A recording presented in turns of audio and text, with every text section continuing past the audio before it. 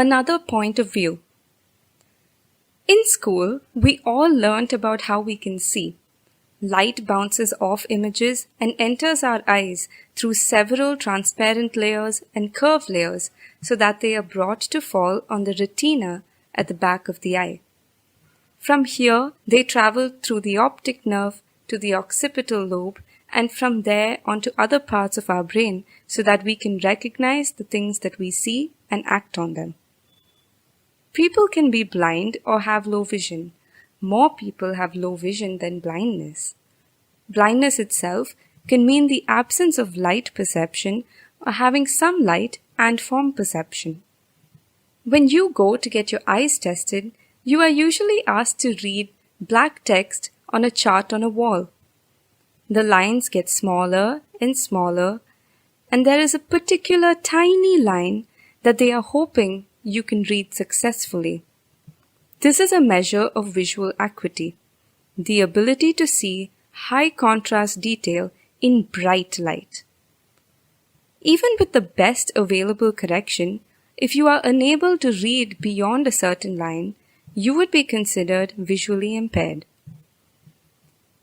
But think about how we use vision in everyday life. Is it just about seeing small, high contrast things in good lighting?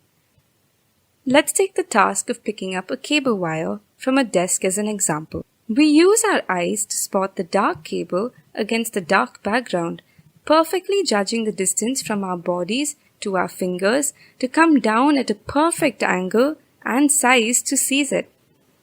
Wow! That's a lot of things we just did, all guided by our visual system and not measured in that test, right? Another feature of the visual system that is used to define visual impairment is visual field. If you look straight ahead of you, you can still see things on your left and right and above and below your point of focus. A wide view allows you to get a lot of context, to walk safely, seeing what's on the ground or near your head, and a significant loss of visual field would also be classified as visual impairment. Different kinds of loss impacts our ability to perform certain tasks in certain environmental settings. And this is really important to understand when you are designing interventions or supports. Let's consider this view of a busy street. Scotomas or patches of non-functional retina due to bleeds or tumors can blur vision, dim color and contrast, and the small or big patches can be in random spots in your field of view. If you are standing in one place and searching for a large, clearly identifiable landmark like a signboard or a temple, you may not have much difficulty. But if you had to cross the road to go to the temple, that may be difficult. A loss of central field means a loss of acuity, so the silhouette of the temple could still work, but reading the text on a signboard is highly unlikely. Peripheral loss can give you a clear view, so locating the parked auto or cycle rickshaw in the corners means learning to sweep the environment systematically. Crossing a busy Indian street without a good side view may be quite tricky. Finally, a full field and poor vision, you miss a lot of detail. It's often hard to see if something is moving towards you or moving away. You may pass by someone you know without recognizing them, but a lot is visible and possible too. It takes a clear view to understand all the details lost. Who and what is on the street? Is it filled with little shops?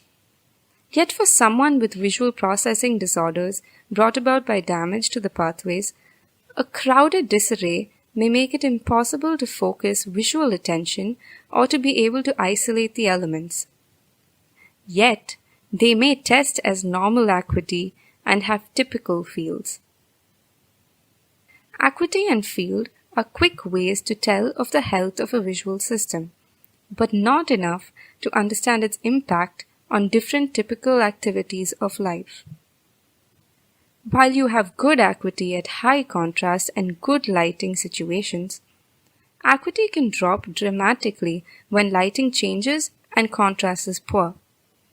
This is particularly challenging in communication as expressions are low contrast, fast moving shadows across our face.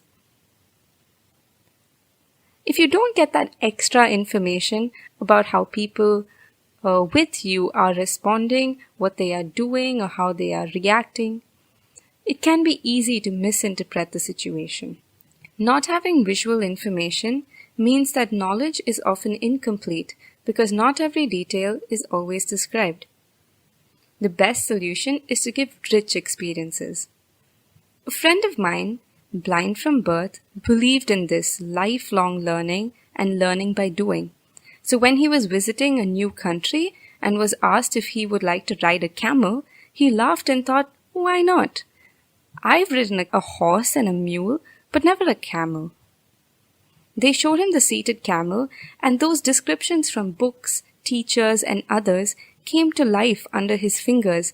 A large, knobbly animal, the hump. He was excited. The man warned him, "Sir, hang on tight, because when it gets up, you will be thrown forward and backward quite violently as it uncurls its legs folded underneath it." He understood and he hung on as it dipped him forward and backward at impossible wobbly angles. But that was not the end. It rose and rose and rose up in the air, and he rose with it until it finally stopped. "Are you all right, sir?" the man called anxiously.